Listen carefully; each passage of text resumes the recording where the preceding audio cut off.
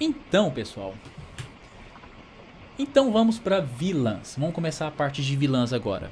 Extremamente importante para o dia a dia. Tem só um áudio aberto, só feche para mim, por favor.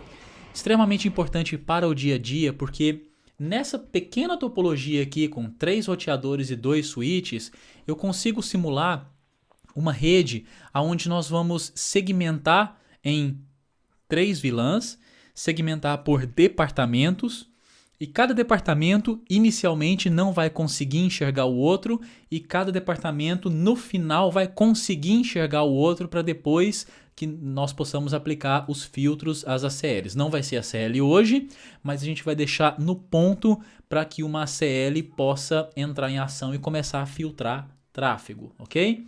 Vilãs.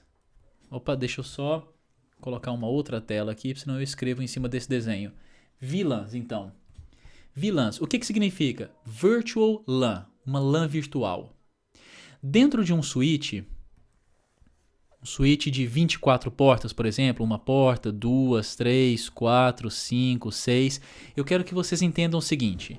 Dentro de um switch, se eu tirasse a capa desse switch, aquela capa que protege o switch, lá dentro, você não vê isso, você vai ver placas, você vai ver circuitos e tudo mais.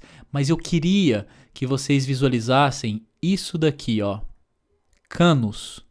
Nada mais nem nada menos. Canos, somente isso. Aonde, dentro desses canos, seria o tráfego que passaria. E esses canos têm um nome. Eles se chamam vilãs. Inicialmente, esse cano vermelho aqui, onde eu tenho essa comunicação entre todos aqui, ó, esse cano vermelho, ele é chamado de vilã 1. Então, vilã 1 é a vilã que está presente em todos os switches. Todo switch, por default, vem com uma vilã presente. Quantas vilãs eu posso criar? Depende do chassis de cada switch.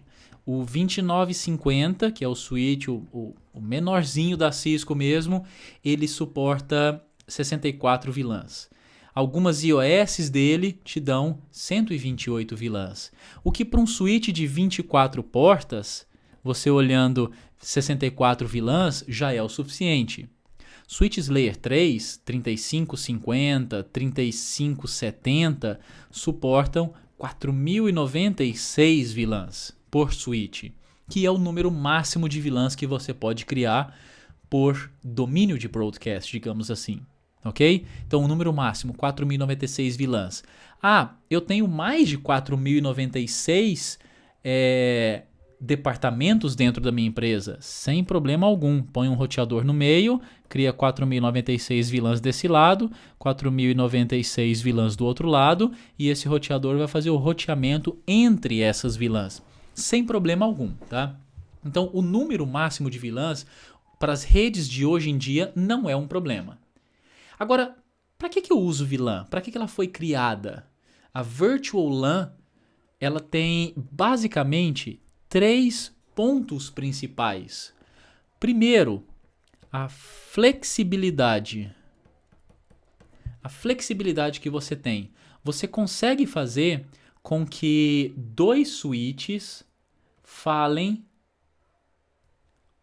se falem, né, um com o outro, conectando um cabo, fazendo mais ou menos dessa forma aqui. Você consegue fazer com que eles se comuniquem através de vilãs de forma default.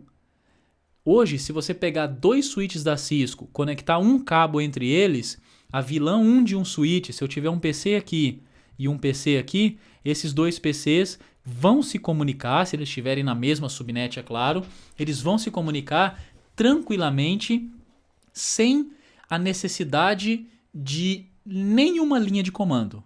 Nenhuma linha de comando, porque por default os switches da Cisco vêm com as interfaces em estado up e por default os switches da Cisco têm a VLAN 1 já habilitada. Então, sem esforço algum, você consegue conectar 2, 3, 4, 5 e assim por diante. Recomendamos um máximo de 7, tá? Um máximo de 7 switches em linha. O motivo disso eu respondo na próxima aula sobre Spanning Tree Protocol. Spanning Tree Protocol ele tem um timer que acaba limitando em um número máximo de 7. Mas esse tipo de topologia também é o que nós chamamos de cascateamento, não é? Você tem um switch, aí você tem um segundo switch, um terceiro switch, você vai cascateando esses switches. Não é a melhor topologia hoje em dia, é por isso que ninguém se preocupa tanto com esse número máximo de 7. Eu digo que não é... Hoje tem stack também, né? E tem stack também, não é? Então o stack, o que ele faz? Ele faz com que 2 switches se pareçam um só. Não fisicamente, né? Logicamente, né? Como se eles... se eu tenho aqui 24 portas e eu dou um show, ele aparece 48 portas. 24 de um lado e 24 do outro. Então, a flexibilidade que VLANs te dá é muito grande. O segundo ponto é a parte de segurança. A parte de segurança é quando você associa uma porta quando você associa uma porta a uma VLAN, somente PCs associados àquela mesma VLAN conseguem se comunicar. Então eu ponho um PC dentro da VLAN 1 e um outro PC aqui dentro da... vamos falar que eu tenho mais uma porta aqui, uma porta aqui, uma porta aqui, e essa daqui seja a VLAN 2. Então, esse pessoal da VLAN 2, por default, eles não falam com o pessoal da VLAN 1. Então, eu tenho essa parte de segurança também. Um outro ponto bem interessante de VLANs, depois eu continuo isso daqui, é que, por boas práticas, acho que eu vou até perguntar isso para vocês. Já que...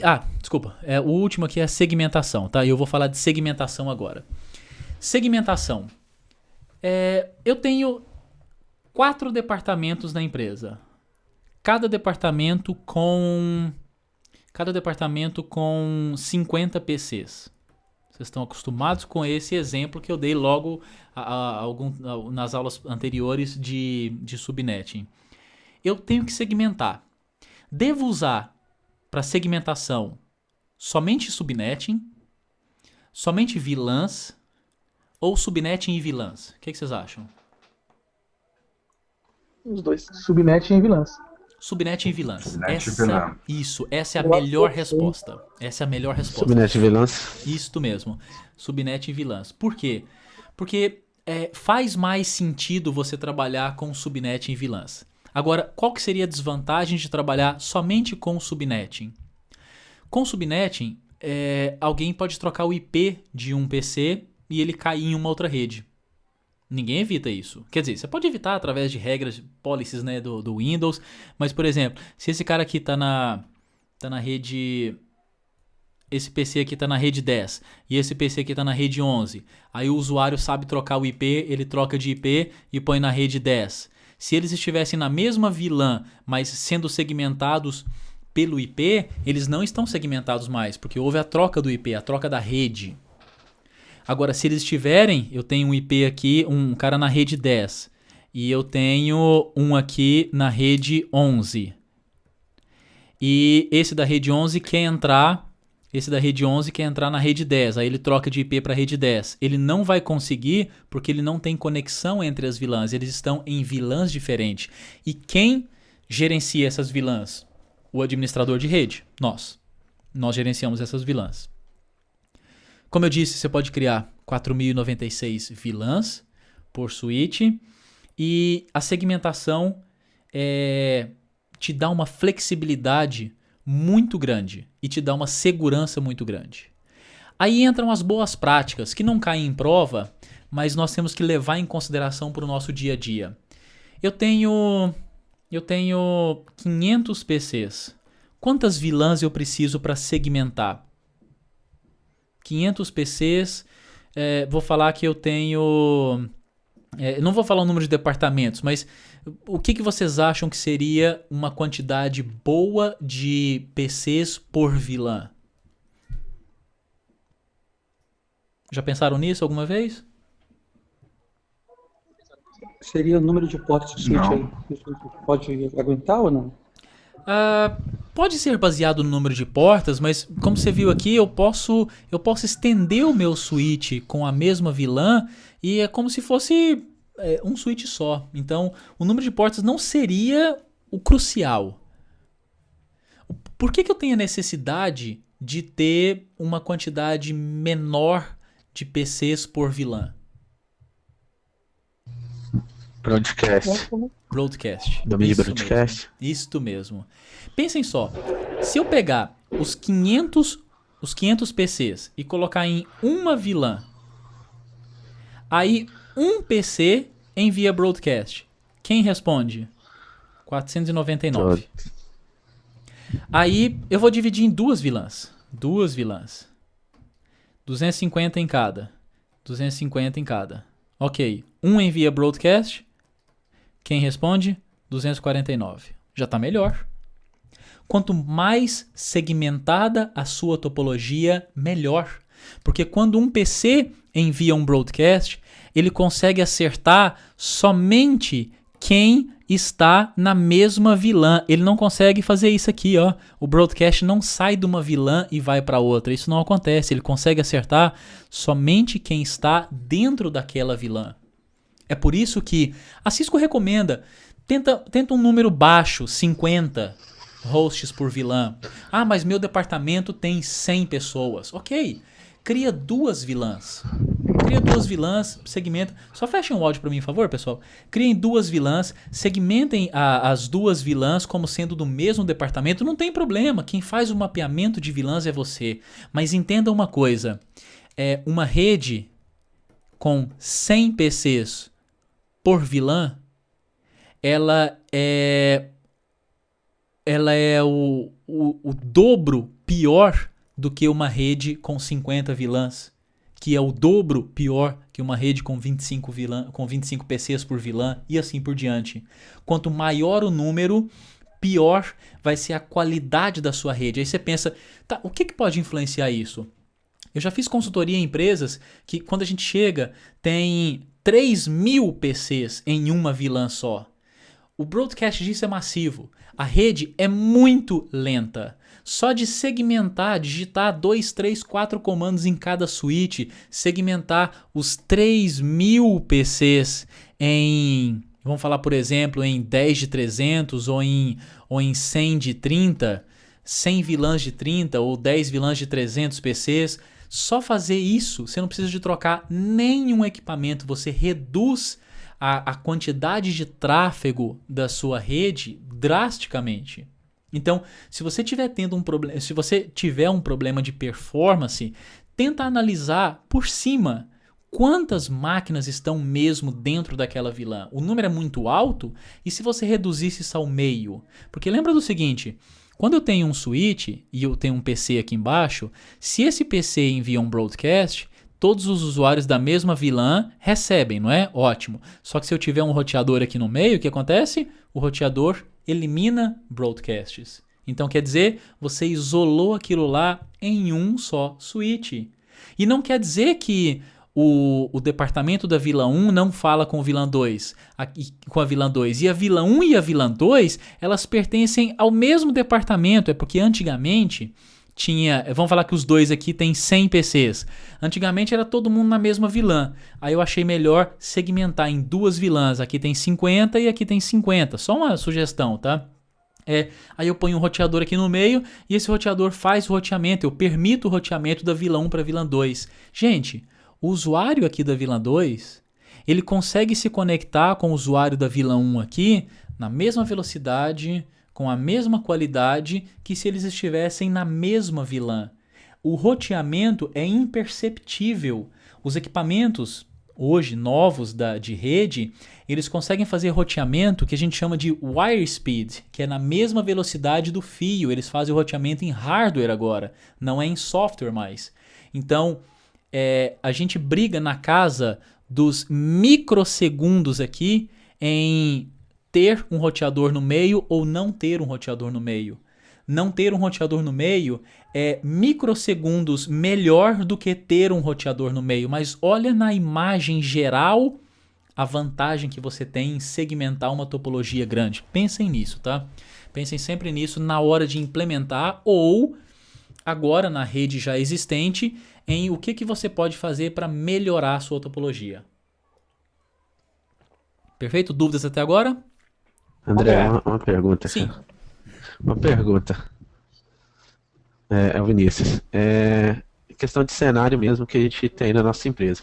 A gente possui umas 4 VLANs, 5 VLANs diferentes. E uma dessas VLANs, ela é uma VLAN de automação, que a gente trata equipamentos de automação. Na época que ela foi implantada, não estava na empresa ainda, mas é o seguinte, nessa VLAN, eles não utilizam, eles não colocaram o Gateway Default nela. Então, assim, ela não comunica de forma alguma com a outra. Então, isso, será que foi pensado? Eu não sei qual que foi o motivo. Eu não sei se foi o motivo para as máquinas, por exemplo, que estão na automação não pegar patches de correção ou atualização de antivírus, alguma coisa do tipo, né? Ou se foi o cara pensando nisso de evitar o broadcast. Mas mesmo as outras VLANs, por exemplo, se ela tivesse um Gateway Default definido, o broadcast de toda forma iria ser menor. Sim, de toda forma o broadcast seria menor. Provavelmente eles isolaram essa VLAN para que ela não falasse com o restante da rede. Por isso que ela não tem um gateway. Entendi. Mesmo só para... Mas mesmo se ela tivesse o gateway, o broadcast seria evitado e da mesma forma estaria nas melhores práticas da mesma forma. Sim, da mesma forma estaria dentro das boas práticas. Tá certinho, é isso mesmo. Da mesma forma estaria. Entendi. Ótimo. Beleza. Agora, uma outra vantagem de se trabalhar com VLANs... Sim, alguém ia perguntar mais? André. Sim. Oi, Félix. Só aproveitando. Voltando só naquela questão do broadcast, cara, que tá pegando. Porque, assim, até onde eu entendo, o switch ele não propaga broadcast. Um hub, beleza, o hub propaga, só que um switch não propaga broadcast. Pelo menos até onde eu entendo. Ou estou enganado? Não, o switch, se ele receber broadcast, ele propaga para todas as portas que estão da onde aquele broadcast veio. Se aquele broadcast veio dentro da VLAN 1 e ele tem mais 10 portas dentro da VLAN 1, ele propaga aquele broadcast dentro da VLAN. Sim, essa é a função do switch. O roteador que não propaga. Aí você deve estar confundindo com o hub, porque o hub, tudo que ele recebe, ele manda para todas as portas, porque ele não consegue ler a camada 2, MAC de origem, MAC de destino. Para ele, todo mundo vai para todo lugar. O switch não. Ele já consegue ler o MAC de origem e o MAC de destino, mas ele faz o flooding, quer dizer, mandar para as portas quando ele não conhece o MAC. Quando ele conhece, ele manda direto origem e destino. Só que se um PC enviar um broadcast, o switch ele sabe que é um broadcast, mas ele vai enviar para todas as portas porque ele não é um roteador, e o roteador sim que bloqueia os broadcasts. Só que ele envia para dentro da mesma VLAN que foi originado. Entendi. Só na mesma VLAN, então. Isso, dentro da mesma VLAN. Então, se você tiver um switch com 24 portas, 12 portas numa VLAN, 12 portas na segunda VLAN, os caras da primeira VLAN, um faz broadcast, só vai em 12 portas, não vai nas outras 12 porque estão em VLANs diferentes. Ah, entendi, beleza. Eu acho que o colega fez só uma pequena confusão entre domínio de colisão e domínio de broadcast. Eu tô falando, acho que nesse caso aí foi só uma pequena confusão entre domínio de colisão e domínio de broadcast. Às vezes... Eu acho que a dúvida dele ficou nisso aí, né? A questão do switch trabalhar com domínios de colisões diferentes, né? No caso, X portas, e domínio de broadcast, que no caso é a VLAN, né? Isso, o domínio de broadcast, que no caso é a VLAN, isso mesmo. Não, a questão foi confusão realmente da minha parte a respeito entre hub e switch. O hub, ele fala para todo mundo. Até onde eu lembrava, o o switch não falava, era só o hub, mas ó, essa questão da VLAN, ele fala com todo mundo, tá na mesma VLAN dele, aí beleza. Ah, Foi show esse de bola. o X da questão. Show de bola, O show de Félix, bola. porque nesse caso aí, quem tá chamando o broadcast é a própria máquina, ele tá enviando para 255. Aí o switch só recebe e faz toda a comunicação. Isso aí é a máquina que tá enviando e não o switch, né? Isso, é a máquina que tá enviando. O switch ele vai passar isso pra frente. Não, beleza, agora ficou claro. Show de bola, Valeu. show de bola. Outra, assim, só reforçando a vantagem Só das vilãs. Sim. Ah, tá. Observando que o broadcast também, as máquinas elas fazem um broadcast às vezes para descobrir qual que é o MAC address relacionado ao IP. Que seria o ARP, não é?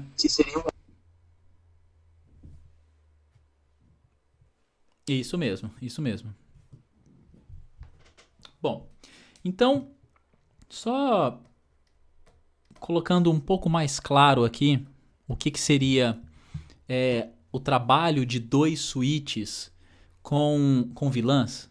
Eu vou construir esse cenário aqui, onde nós temos switch 1 e switch 2, e eu vou só segmentar por 2 vilãs, tá? Esse daqui é o PC1 e o PC2, PC3 e o PC4. Essas, no segmento, na parte de switch, cada porta ela pode estar em 2 estágios diferentes. A porta ela pode ser uma porta access ou ela pode ser uma porta trunk. A porta access é uma porta sempre conectada eu não vou colocar nem PC, eu vou colocar a um host final. A um host quer dizer, pode ser um telefone IP, pode ser um PC, pode ser uma impressora, mas quer dizer o quê? Quer dizer que a porta access é uma porta que tem, vou escrever aqui, ó, uma vilã. Então, olhando nesse desenho que eu fiz aqui, switch 1 e switch 2, todas essas portas aqui embaixo são portas access. Só que ela tem que ser access em alguma vilã. Por default, todas as portas de todos os switches são portas access dentro da vilã 1, que é a vilã default. É por isso que todo mundo consegue se falar por default. Só que você pode mudar isso daí. Você pode colocar access vilã 2, access vilã 3, access vilã 4. Você pode criar suas vilãs, que daqui a pouco eu vou mostrar como que faz isso no próprio equipamento. Mas existem também as portas trunk. E as portas trunk elas foram feitas para serem configuradas entre switches. Entre switches. E quantas vilãs passam dentro da porta trunk? Todas as vilãs. Às vezes não faz muito sentido agora, mas eu vou só fazer um desenho para mostrar o motivo da porta trunk e o motivo da porta access. A vilã 1, ela vai ser a vilã azul e a vilã 2 vai ser a vilã vermelha. Eles não vão se comunicar, tá? Eu vou fazer o isolamento total, mas só para mostrar como que funciona de um switch para o outro. Então, vilã 1. Quem vai se conectar com a vilã 1? A vilã 1 ela vai ser conectada com... Vou tentar fazer o desenho certo. Ela vai ser conectada com o PC4. Do PC1 para o PC4. Então, acontece... isso daqui. Essa é a comunicação. Por quê? Porque essa porta daqui, ela é access, e essa porta daqui, ela também é access. Isso é o que eu quero fazer. Como que eu faço isso? Eu entro dentro dessa interface e falo que ela é vilã 1, entro dentro dessa interface e falo que ela é vilã 1, ou não faço nada, porque por default ela já é vilã 1, e voilá, acontece a mágica. Que por enquanto é mágica, mas daqui a pouco a gente vai ver que não tem nada de mágica, e sim uma técnica por trás. Aí eu vou aumentar, vou criar a segunda vilã.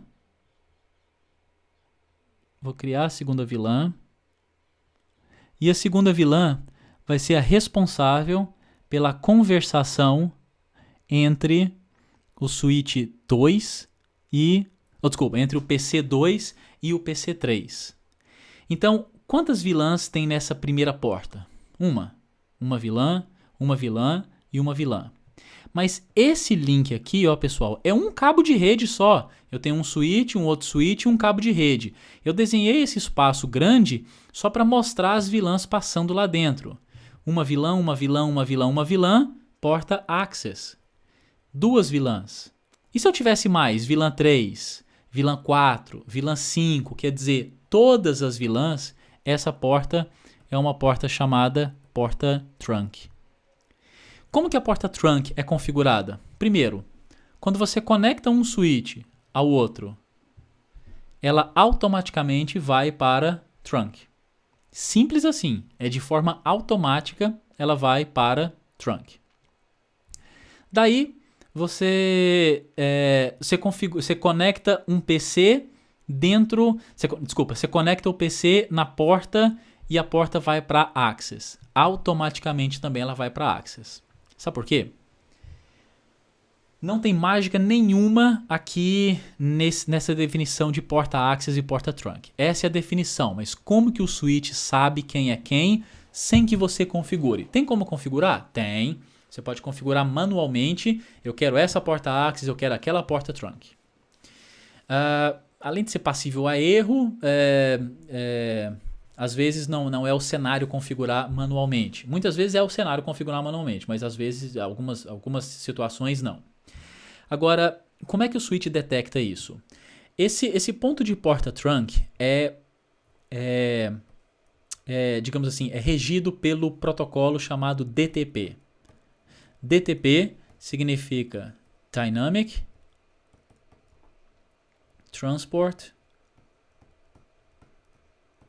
Protocol. Dynamic Transport Protocol. Tem um N aqui, hein? Transport Protocol. O que ele faz? Um switch envia uma mensagem DTP quando ele recebe a conexão do cabo. Conectou o cabo no switch, a porta foi para status up, tem um sinal elétrico, ele envia uma mensagem de DTP. Aí ele pergunta para o outro lado, ei, eu sou um switch, vamos formar trunk? O outro switch responde e fala, por que não? Eu também sou um switch, vamos formar trunk. Então eles formam o trunk. O trunk quer dizer o quê? Várias vilãs podem passar de um switch para o outro. Agora, como é que ele descobre que essa porta aqui é access? A do 4, do 3, do 2 e do 1. Porque quando ele recebe o sinal elétrico, ele faz a mesma coisa. Ele envia uma mensagem DTP. E fala assim, ó, ei, eu sou um switch, vamos formar trunk? Aí o PC, que não entende nada disso, não responde. Aí quando dá o timeout, o switch olha e fala assim, ó, não é outro switch. Então essa porta vai cair para o modo access. Isso ele configura automaticamente. Posso trocar essa configuração? Sim, manual, e daqui a pouco eu mostro na linha de comando como que é trocada essa informação. Mas eu não sei se vocês tiveram essa dúvida, mas quando eu assisti uma aula como essa a primeira vez, eu pensei, ok, aqui é um switch e aqui é um switch. Só que isso daqui, ó, é um cabo. Como que dentro desse cabo os pacotes não se perdem? Como que dentro desse cabo o tráfego aqui do PC2 com direção ao PC3 não acontece isso? E aí? Protocolos? Qual? TCP? Não seria. Dot e um Q. Hã? Protocolo Dot e um Q. TTP? Para marcação de quadros. Dot e um Q. 802.1 Q.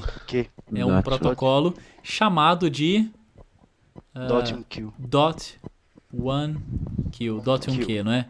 Dot 1Q. Marcos É o mesmo protocolo, tá? Esses daqui são idênticos. 802.1Q ou então .1Q, Dot 1Q. O que ele faz? Lá, vamos escovar a bit de novo, hein, gente? Ele pega a frame que tem Layer 2 e o pacote que tem Layer 3. Aqui é o Source MAC, aqui é o Destination MAC, Source IP e Destination IP, ok? O que ela faz? Ela insere aqui no meio um campo chamado de tag.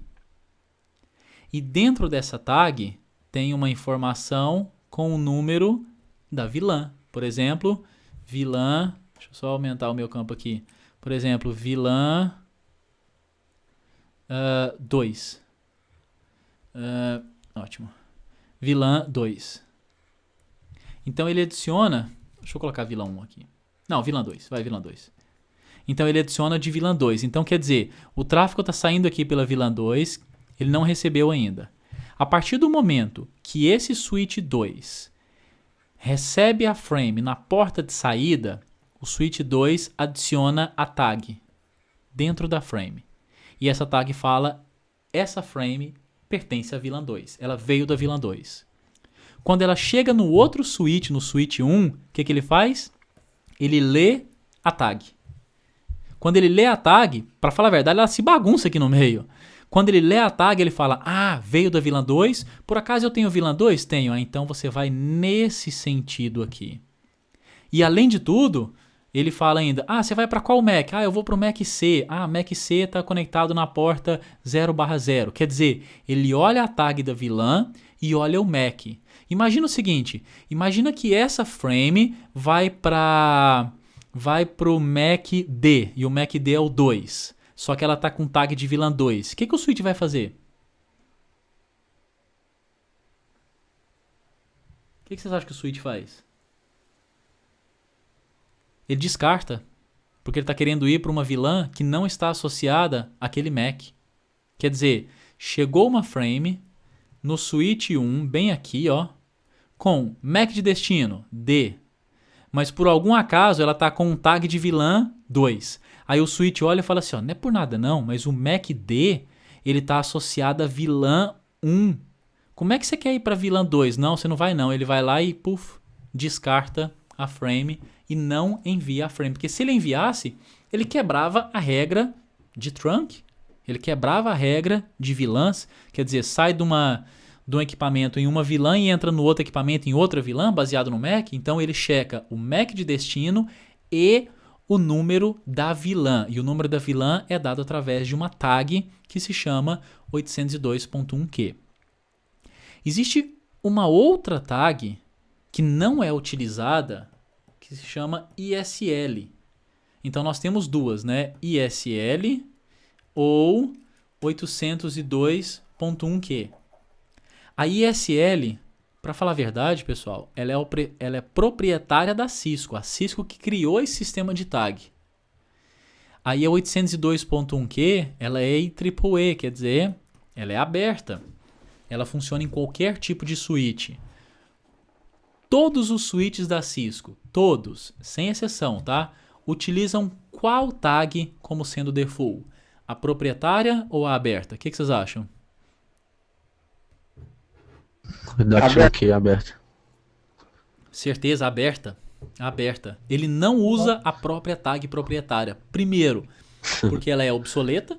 E segundo, porque a Cisco não quer problema com os outros fabricantes. Se você tiver um switch Cisco e um switch Tricom aqui, imagina que o Cisco só falasse ISL. O Tricom com certeza só falava 802.1q, .1q. Quer dizer, eles não formariam o trunk.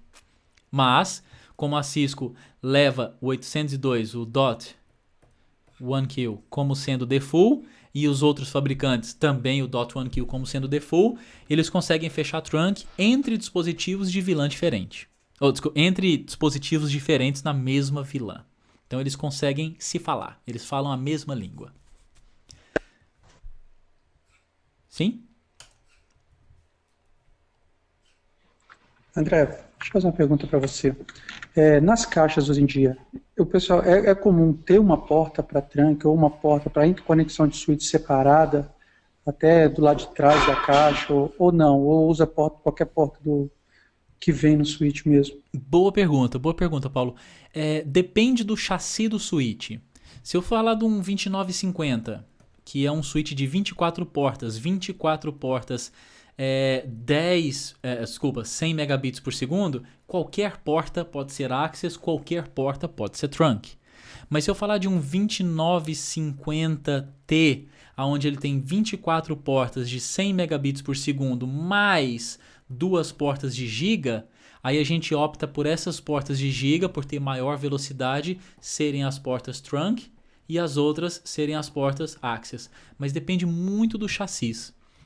Outro exemplo, se for um 2960G, todas as portas, as 24, mais as 2 extras, são giga. Então aí tanto faz que porta vai ser Access, que porta vai ser trunk. Mas todas as portas têm o DTP habilitado, e é ele quem escolhe se a porta vai ser Access ou trunk. Se ele detectar um switch na outra ponta, é trunk. Se ele não detectar, ela é Access. É isso mesmo? Obrigado. Tratando de velocidade aí, cara, tratando de velocidade, por exemplo, se eu tenho um switch, eu sei que o switch giga é bem mais caro. Então, com todas as portas gigas aí, numa rede comum, que eu sei que o tráfego não atinge, tipo, o tráfego das máquinas em si não atinge nem 20 ou 15 megas, não há necessidade de colocar a giga, né? Giga, assim, é bacana colocar no switch core, que é ligado aos servidores, aí tudo importa giga, né? Que o tráfego é maior, com certeza. Ultrapassa 100 às vezes. Mas não há vantagem, por exemplo, nos departamentos, máquinas em si, se eu não tenho tráfego maior, usar giga, né? Só para falar que eu tenho uma rede giga, mas talvez não tenha necessidade disso. Às vezes a sua rede não chegou na necessidade da porta giga, porque se você dividir a rede aí em 3 camadas, né, camada de acesso, que é de baixo, camada de distribuição e a camada core, às vezes na sua camada core você precisa de giga, na distribuição giga, mas na camada de acesso, onde estão os usuários finais conectados, você pode ser só 100 megabits por segundo, sem problema algum. Às vezes os uplinks, não é? Que chegam na giga, na distribuição sejam gigas e os PCs sejam 100 megas. Como você falou, usuário final, é muito difícil um usuário final precisar de uma porta giga. As portas gigas estão aqui em cima, estão nos servidores, na parte de distribuição, na parte server. Mas de usuário, pouquíssimas empresas hoje em dia já têm o poder econômico de colocar todas as portas giga de todos os usuários, porque é bem caro. Outro detalhe é você comprar Sim. Desculpa, outro detalhe é você comprar máquina com placa giga. Outro não é muito detalhe, comum. Porque senão funila, né? Tem a porta giga no switch, mas a máquina não suporta giga. Não é giga. E outra, também vai dar uma porta giga para um cara ficar baixando música? É foda. Não, tem só um departamento assim, que eu vejo na empresa onde eu trabalho, que eu trabalho numa mineradora em Goiás. Só tipo a área de patrimonial, né, que tem um monte de câmeras ligadas no... Aí sim usa giga para gerenciar, que você percebe direto, taxa mais de 100, muito mais de 100. Mas só, de resto, o usuário final em si, nada. Nada, né? É isso mesmo. Câmeras gastam uma banda muito grande, principalmente na definição que elas estão operando e gravando, né? Mas elas gastam banda mesmo.